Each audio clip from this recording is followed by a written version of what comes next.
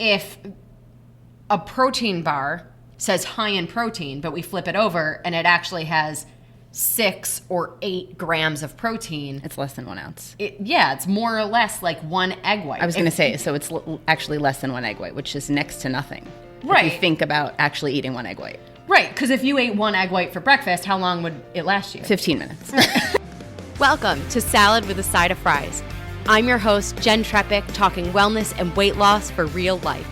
We're here to clear up the myths, misinformation, bad science, and marketing to teach you how to eat and how to cheat. Are you ready? I'm having salad with a side of fries. Hi, friends. We're back. Another week, another episode. We're here again with Lauren. Hi, everyone. Thanks for having me. Yeah. So we're going to dive in today to one of the things that I think is probably the most complicated when it comes to understanding all of this stuff, really. And so today's episode is all about reading food labels. And as much as we know that we are supposed to shop the perimeter of the grocery store to purchase the things that are fresh and maybe don't have labels, right? I think it's impractical and actually idealistic to think that we're never going to eat food out of a bag or a box or something that has a label. That's why there's the middle of the grocery store. Right. And that's why it exists aisles. Anyway. Right. Yeah. So we eat on the go. Right. You know, it can be super helpful to have something that's quick. You know, whether we're running out the door in the morning or I know as New Yorkers, a lot of time we're on the go and it's, okay, find something in a bodega that I can grab. Right. I was going to say it's a fast-paced society in general. I think always having something you can grab to throw in your bag that's, you know, small but as healthy as possible is ideal. Right. I have a lot of clients too who, you know, aren't in New York but drive around. And so it's what can I keep in my car even? Right.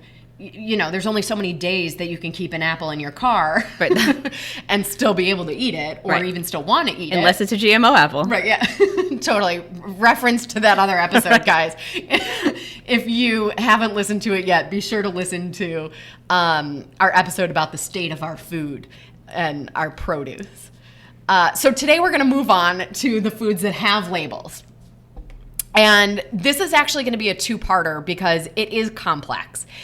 And our objective here is to keep everything very digestible. You know, no pun intended, but kind of. So part 1 today, we're going to talk about all the pieces of a label that we're looking for, that we're going to look at, and the guidelines that we sort of want to follow.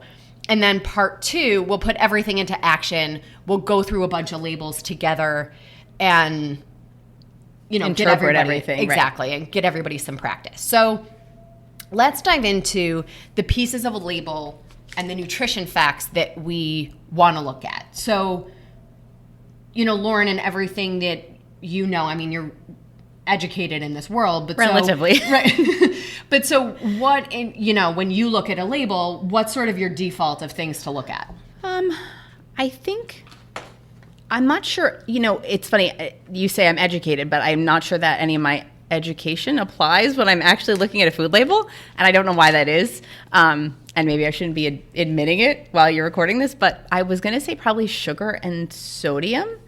And I guess I would say maybe protein. I think the sugar and sodium, I'm maybe looking at what to avoid as opposed to what I'm benefiting from in the food.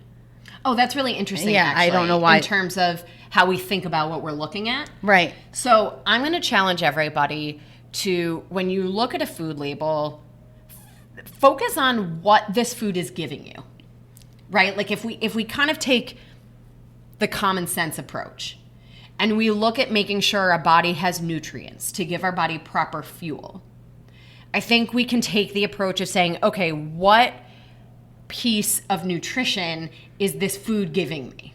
What kind of fuel am I giving my body with this piece of food? Right. I mean, that makes total sense. I'm not sure why I was on the total opposite end of that, but... No, but I think it's all valid, right? And I think a lot of the marketing has taught us to be scared of the sugar and the sodium and all the things that we want to avoid rather than look at what we're giving ourselves. Correct. So as an overview, we're going to focus on protein, fiber, net carbs, so we'll talk about that in a minute, fat, a little bit of calories, and then there's one more piece that's really important that a lot of people tend to forget. What do you think that is? I think you've asked me this maybe before, so I'm going to try to remember. Serving size? Yes. Okay. Exactly. Woo-hoo! So it's serving size. So a lot of times, especially when we get a packaged thing, we make the assumption that the whole package is one serving, because in our mind, if you took something on the go, you anticipated getting one serving. But the truth is, a lot of them, for the mere fact of trying to make the food label seem better, they drop the serving size. Right. Like something that I experienced that with recently was a bottle of Gatorade. Right. If you buy the larger size that you can get in the bodega, I want to say it's maybe 3 or 4 serving sizes. I don't know exactly, but if you're looking at the nutrition facts and applying that to one serving size, it's certainly significantly different if you're drinking the whole bottle and it's 3 or 4. Yeah. And the other crazy thing is the way this is regulated or not regulated, which we'll talk about in a second. But this is the scenario where eating multiple servings does not necessarily mean that you can just double the nutrition facts. This is sort of a scenario where 0 plus 0 does not equal 0. Okay. Because of, how what the numbers can actually be, and they can still put 0, or what the numbers can actually be, and they can still put 1. Right. I see what you're saying. How much is in something. So, if it was one serving size and it was 0, and let's say it was 3, that number wouldn't necessarily still be 0, but you have no idea what it would be. Exactly. Okay. Exactly. So, okay, diving in, let's start with protein, because I think when I look at a food label, the first thing I'm looking at is protein, because we have a mantra, and I teach this to everybody. So protein and fiber at every meal makes removing fat no big deal. I love that. One more time. Protein and fiber at every meal makes removing fat no big deal. So protein is clean, lean protein. Fiber is vegetables and sometimes fruit. And meal is really any time you eat, right? So when we keep that in mind and we say, okay, I'm going to eat something packaged, let's look at the protein and fiber and see what I'm getting in this. So when you say clean, lean fiber, what? Clean, lean protein. I'm sorry, that's what I meant. Yeah. So clean, lean protein is like an egg white is a perfect protein. Okay. Where it's all protein, there's no fat, it's just a perfect protein. And one egg white is 1 ounce. Okay. What, like, was it a small piece of chicken? Yeah, sure. Okay. Chicken would qualify. Even red meat. I don't hate red meat. But I do think that if you're looking for something to be your source of protein, that it is something that is mostly protein and not a bunch of carbs. Okay. Or grains. And so that's why reading the label can help us kind of dive into that. So when we're looking at protein on a label, it's noted in grams. And that's really confusing because when we think about protein, we think about it in ounces. Right. Right? So how do we make sense of this? So the rule of thumb to remember, 7 grams of protein is 1 ounce of like a cooked meat. Okay. So that allows us to wrap our head around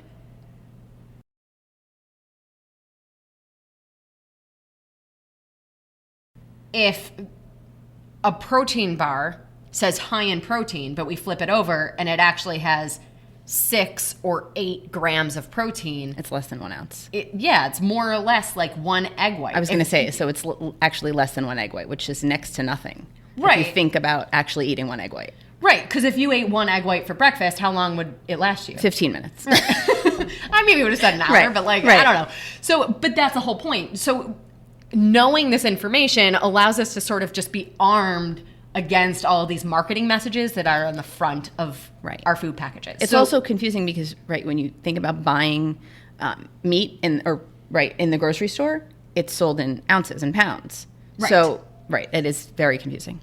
So as a general rule, just for people to kind of put it in perspective of how much protein we want to be having, for women, we generally recommend 4 to 6 ounces at a meal. And for men, we recommend 6 to 8 ounces at a meal. Okay. So that's not saying all of your protein at a meal has to come from one source, but when we kind of put it all together, that's the objective that we're heading toward. So that's protein. Okay. Let's talk about carbs and fiber for a second. So fiber is really important. Fiber is like the scrubbing bubbles of your intestines. So it helps you stay full longer. It helps slow down the absorption of the sugar and everything else into your system. Okay. I don't think I knew So that. things with fiber, we tend to feel full longer because it takes our body longer to process. And like I said, it's the scrubbing bubbles. So it's cleaning out our GI tract, which is really important, especially depending on our food choices, which we'll talk about in a second when we talk about flour. But so carbohydrates, most important to that is fiber. So when we're looking at a label, we want to choose something that has at least 5 grams of fiber. Okay. Then there's also sugar, right? So like you said before, you're looking at sugar. We want to keep sugar low. Right. You know, and there's a lot of sugar and things that we don't even realize there are. So focusing on sort of low sugar is really helpful. And when we're looking at carbohydrates on a food package, I like to calculate what's called net carbs or net carbohydrates. And I'm sure a lot of you guys have heard about this, especially if you're following a lot of these carb sensitive programs that are out there. So net carbs means the amount of carbohydrates in the food that are actually going to impact your blood sugar. Okay. So the way to calculate net carbs is you take the total carbohydrates, subtract the dietary fiber, because fiber is good carbs. Right? And you're also going to subtract sugar alcohols. So sugar alcohols are a sweetener, but it does not impact our blood sugar the same way as traditional sugar or corn syrup or traditional sweeteners. Okay. So we can subtract them out. When you're reading a food label on the ingredients list, generally you can identify a sugar alcohol. It ends in like TOL. I was just going to ask if it would be something easily identified or pulled out under nutrition facts. Yes. Okay. So if it's not pulled out in the nutrition facts label, there's nothing to subtract. Okay. When you read the ingredients, it would be things like xylitol, maltitol, things like that. Doesn't sound terribly healthy, but You know, of all the things out there, at least it doesn't impact your blood sugar in the same True. way. But are they chemically based sugars? Okay. yeah, I believe so. And so, you know, sweet, salt, and fat are acquired tastes. So what that means, being that they're required tastes, it means 2 things. One, that we aren't born thinking those things taste good. We learn that they taste good. Okay. And 2, the more you have, the more you want. And the more you have, the more of it you need for something to register as sweet or salty. Okay. So you know those people who start out with like 1 Splenda in their coffee and after a few months they're at like 6? Mm-hmm. I mean, I'm exaggerating, obviously, but they need more to recognize the sweetness. exactly. So their taste buds adjust to the sweetness. So now it needs to be even sweeter for your taste buds to register sweet. So while sugar alcohols don't impact our blood sugar, they can still keep us addicted to that taste of sweet. Okay. And I'll also tell you, if you eat too many sugar alcohols, you will know. It will make you, most likely, it will make you super gassy. I remember years ago, I was on a diet or whatever, and I started eating these sugar-free Jelly Bellies that were made with all sugar alcohols. Which is something that doesn't go together anyway, sugar-free Jelly Belly, but Totally. Got it. But sometimes when we're given a rule and we find a way around it, we just go with it, you know? So net carbs. So net carbs, we're going to take our total carbs minus fiber minus sugar alcohols. Cool? Mm-hmm. Okay, great. Now let's talk about fat. So a good rule of thumb is to stay under 5 grams of fat. Okay. So our fiber, we want more than 5. Our fat, we want less than 5. Okay. Oh, Wait. I'm sorry. I was going to ask if there's an ideal number of net carbs. Yes. Okay. So thank you. So net carbs, we want to keep in the single digits. Okay. So 9 and below. Okay. Okay. Sorry. back to fat. So, 5 grams. So 5 grams, we would like to stay under 5 grams of fat. And there are different types of fat. So we have unsaturated fat, saturated fat, and trans fat. So saturated fat is a solid at room temperature. So butter. Yes. Okay. Unsaturated fat is a liquid at room temperature. So olive oil. Perfect. Okay. Trans fats are fats that were a liquid that were pumped with hydrogen to become solid at room temperature. Okay. I don't have an example for that. Right. Because it's not in nature. Right. So you'll find it in your packaged foods. It's not on a recipe anywhere to add to a, got it. Exactly. So it's in packaged foods. It helps shelf life. Okay. It helps, whatever. It doesn't even matter. The point Is it a preservative or is it, or we're not sure? No, it's adding flavor and fat without it going bad. Like an emulsifier? And without it, yeah. Okay. And without it separating, right? Like Okay. if you had a liquid fat in something that was supposed to be solid and Right. Okay. So the trick with this, though, is that a label could say 0 grams of trans fat and still have trans fat in it. Because of what you said about the serving size, right? Exactly. Okay. So you have to read the ingredients in order to identify if there really are trans fats in it. So trans fats are identified by the word hydrogenated, right? Hydrogen added, hydrogenated is how you identify a trans fat. Okay. So that one, we definitely have to read the ingredients. So that brings up serving size again, like you just said. So do you guys remember when all of a sudden the FDA was like, okay, no trans fats. You cannot have trans fats in your food. Yeah. So what a lot of companies did, is they didn't reformulate. They just changed the serving size so that per serving, it brought it down to 0 grams of trans fats per serving. But the FDA still, Yeah, that was fine. okay. The label said 0 grams of trans fats. Just That was the rule. Just clarifying that. Yeah. Thanks, FDA. Right.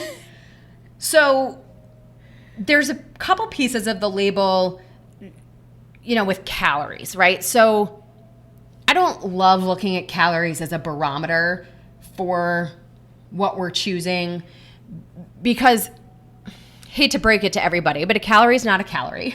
Right. I'm more concerned with what the calories are. So what the ingredients are, the protein and fiber, like what are the content, what's the nutrition of those calories, as opposed to just saying, well, this is 100 calories and this is 200 calories, so I'm going to choose the one that's 100. Right. Well, and there are some healthful things that can be high in calories, right? That and some really terrible things that can be very low. So there really is like no nuts and seeds and things like that Exactly. are going to be higher in calories, higher in fat, but there's quality nutrition there. Right. So it's not right. They're not on the same scale at all. Exactly. And the reason why a calorie is not a calorie, and this is a whole other episode onto itself for sure, but our body processes foods differently.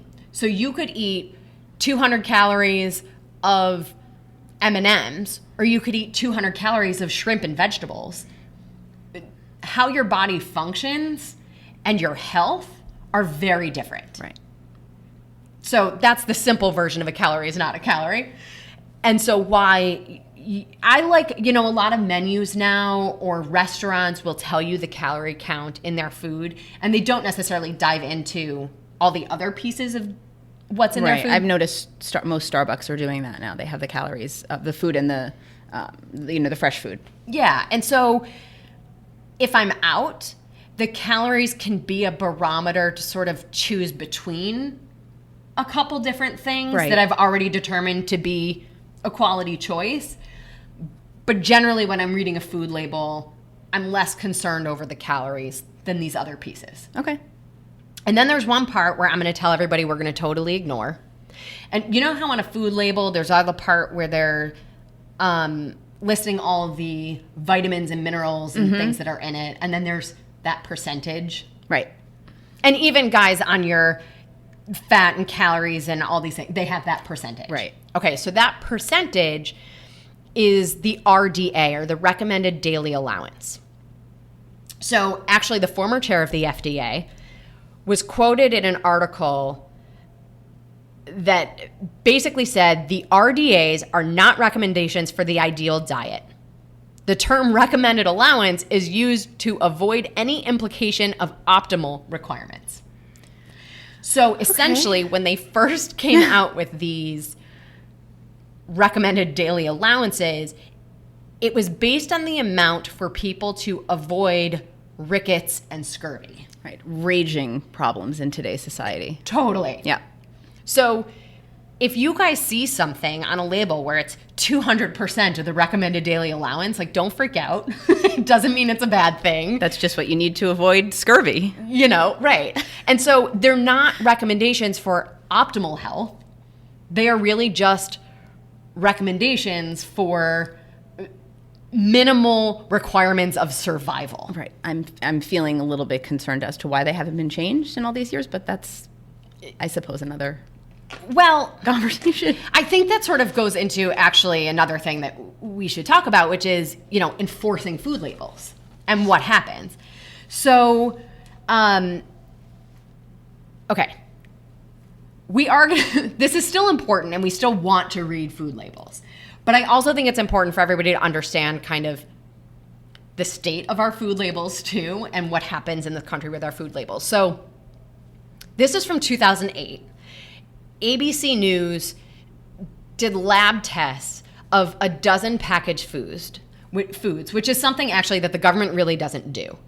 But all 12 of the packaged foods that they tested were over or off in the, what they reported. Didn't match what the label read. Right. Exactly.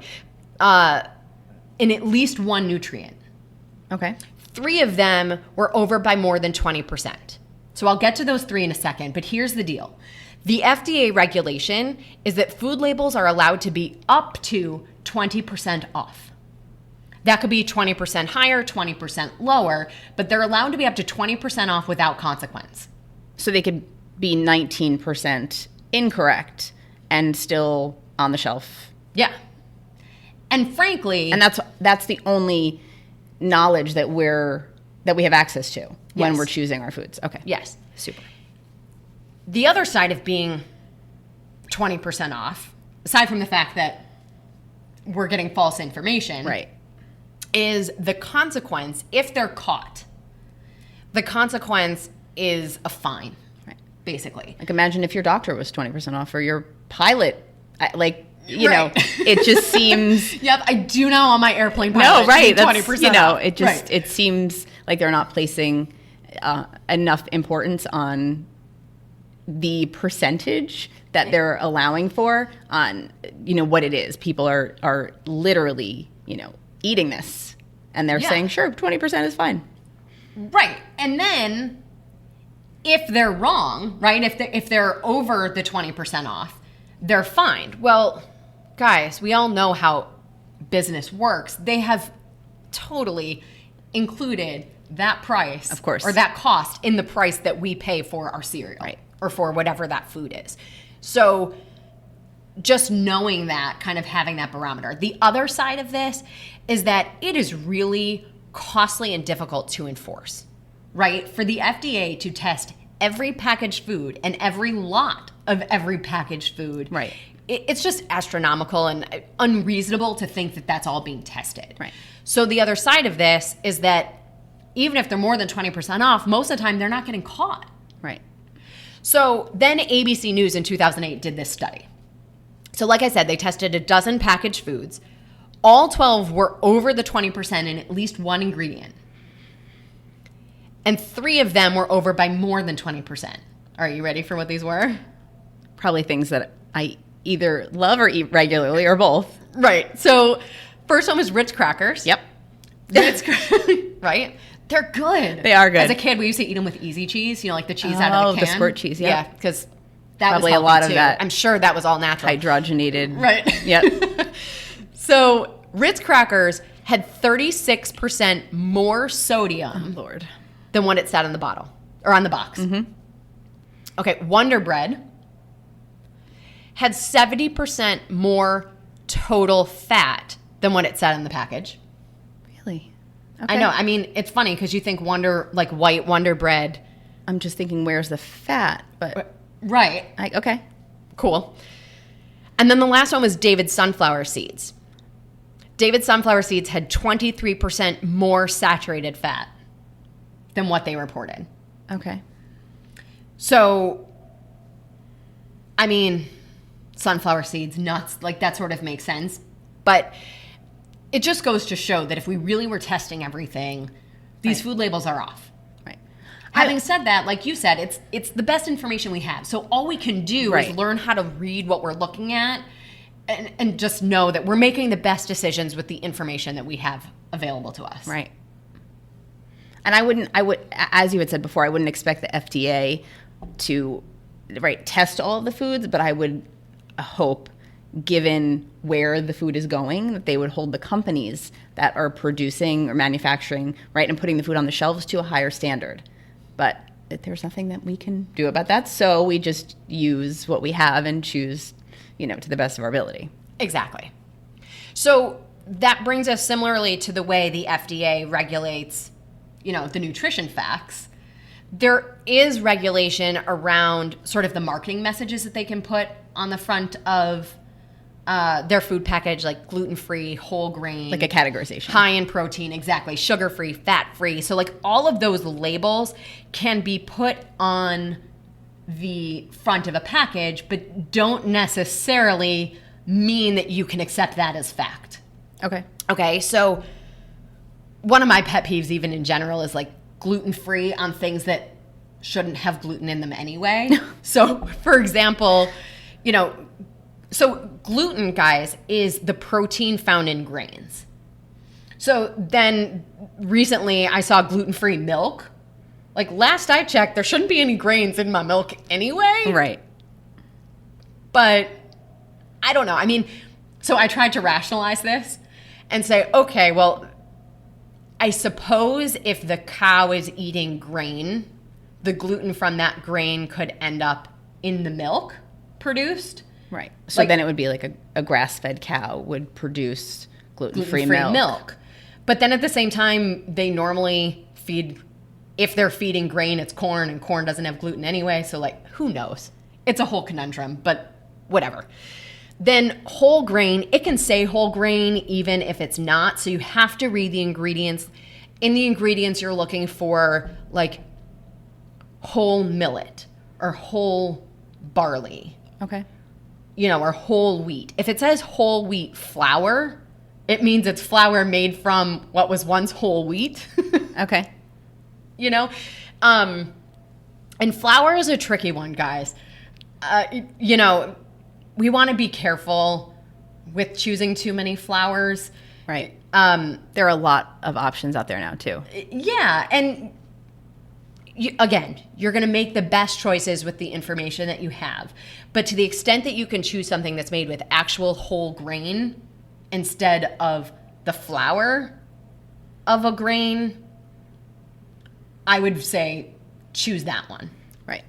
And this question comes to mind because I bake a good amount, but you were talking about flour and made me think of when you see all-purpose bleached, unbleached, what does that actually mean? And I'm sort of afraid now because I haven't really looked into that, and I'm not sure I want to know the answer.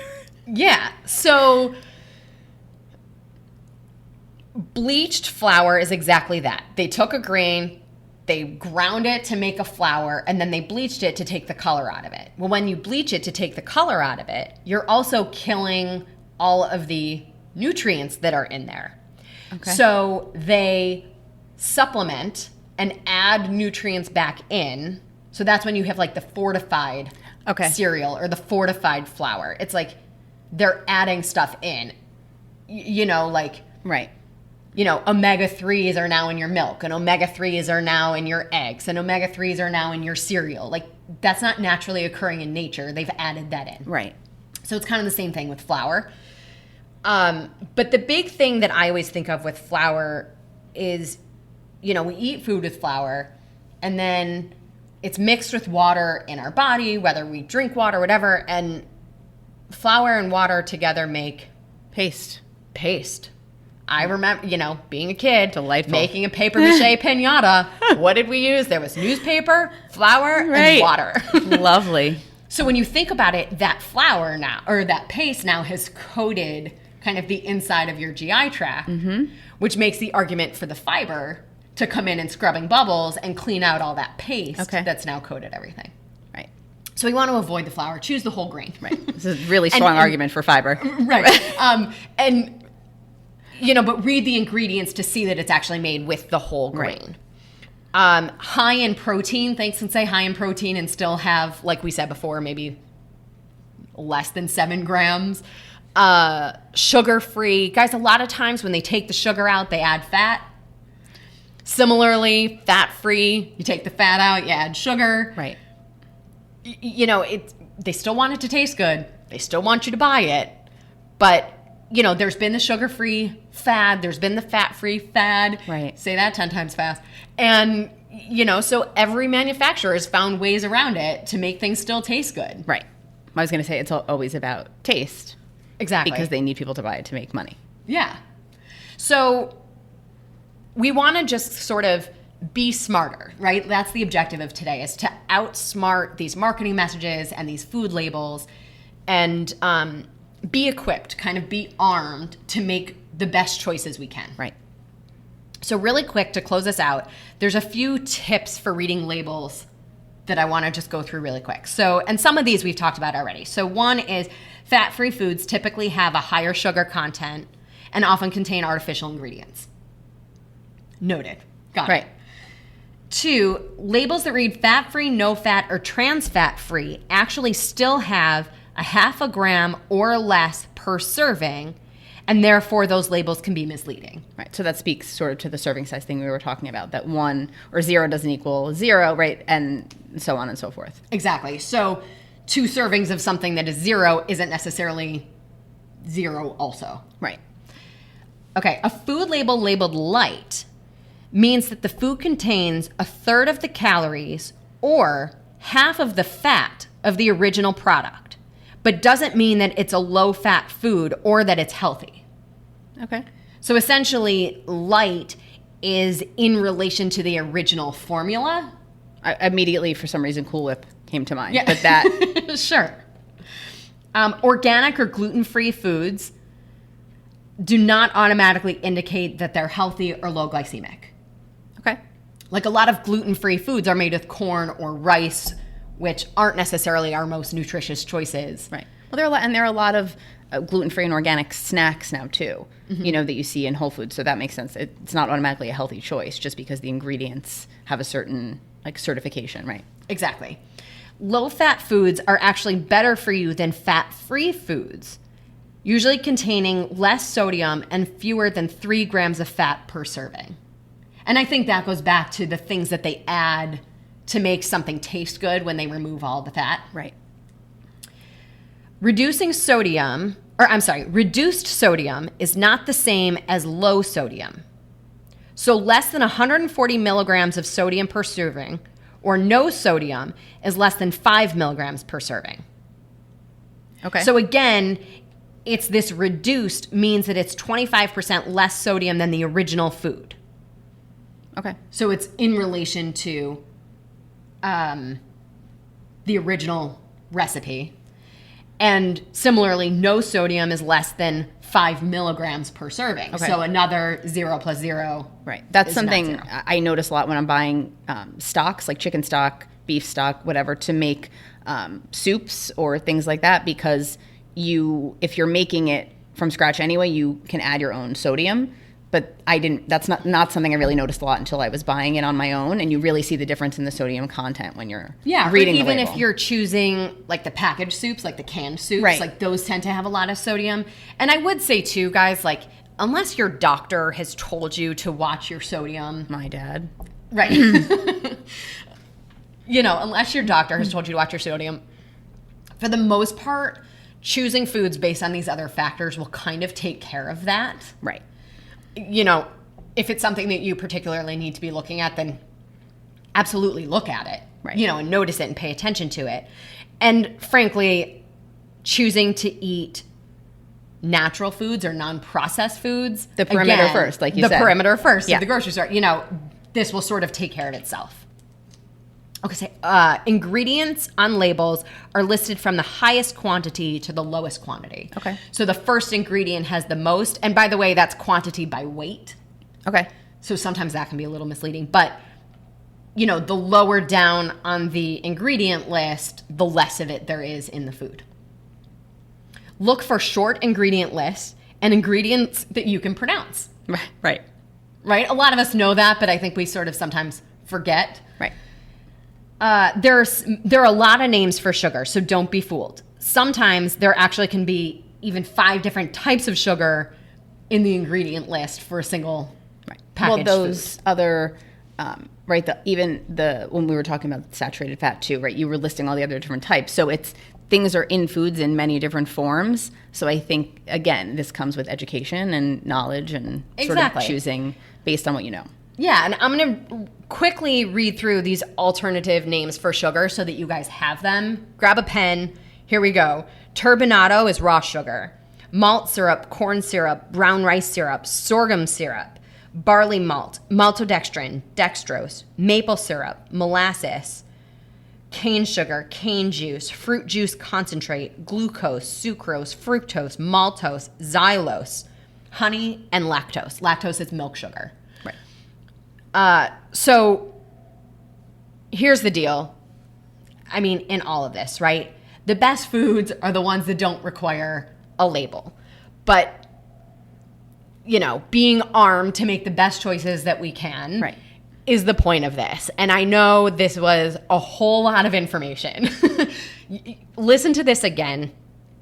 Put it into practice. That's where it's really going to become, sort of second nature. And be willing to give yourself a little extra time next time you go to the store, next time you're looking at these things, so that, you can make the best choices available to you. And I also get that this is a learning curve. So always remember too, guys, I'm here, I'm available. So send pictures of labels if, you're not really sure, and we can assess them together. So send them to me. The easiest way is on Instagram. I'm at Jen Trepeck, JenTrepeck. Or you can also submit them on our website, saladwithasideoffriespodcast.com. And we'll go through these labels together. So I hope this was helpful and not totally overwhelming. Helpful to me, right? Okay, good. And then we'll be back again, guys, for part 2 and kind of put this into action. Awesome. Well, friends, that's it for today's episode of Salad with a Side of Fries. Congratulations for making yourself and your health a priority. Thanks so much for joining us. Be sure to click subscribe or follow on your favorite podcast platform. Share us with a friend, and we'll be back next week. Always remember, you deserve it, and you are worth it. Happy healthy.